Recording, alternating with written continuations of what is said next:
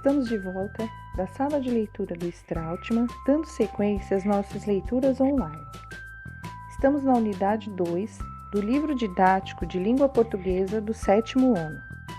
Trata-se de mito e lenda. Capítulo 2, Imaginário Popular. O texto chama-se A Lenda do Xingu e do Amazonas. Está na página 62. Esse texto faz parte do livro Qual é o Seu Norte, de Silvana Salerno.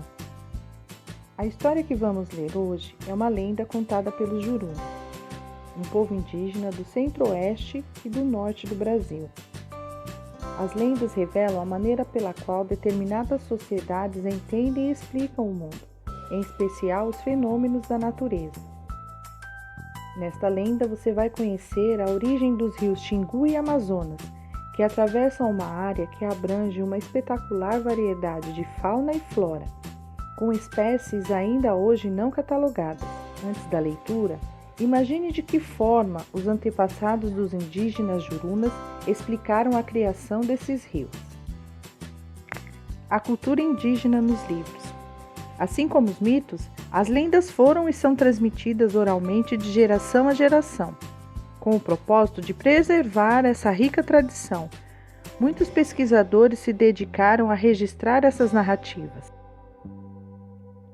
Um deles foi o antropólogo alemão Herbert Paulus. Nos anos de 1920, ele visitou e estudou diferentes comunidades indígenas brasileiras, divulgando suas pesquisas sobre a pluralidade cultural desses povos. Muitos outros estudiosos ajudaram a preservar essas lendas, além de escritores e pesquisadores indígenas, como Daniel Munduruku, que também registram as histórias de seus antepassados. Localizado na América do Sul, o rio Amazonas é considerado o maior rio do planeta em extensão e volume de água. Ele nasce na Cordilheira dos Andes, no sul do Peru, e atravessa os estados do Amazonas e do Pará, até chegar à sua foz, no Oceano Atlântico. O papel das lendas e mitos na cultura indígena. Entenda como os índios passam seus conhecimentos de geração a geração. À noite, as crianças sentam ao redor de uma fogueira e ouvem as histórias contadas pelos mais velhos. As lendas indígenas são divertidas e temperadas de muita imaginação.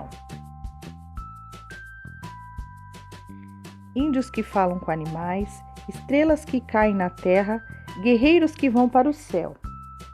Vale lembrar que os índios não possuem registros escritos e, em geral, são os mitos e as lendas de cada tribo que repassam a cultura desse povo ao longo dos anos. Como são contadas de geração a geração, certamente essas histórias se transformaram com o tempo.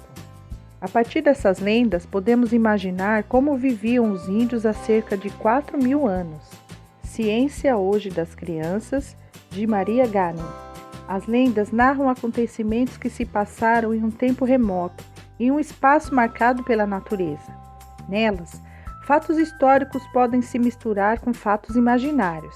Em geral, as lendas são narradas em terceira pessoa, para representar a voz de toda a comunidade, daqueles que herdaram as tradições de seus antepassados. São narrativas contadas na tradição oral para transmitir algum ensinamento ou explicar algum fato.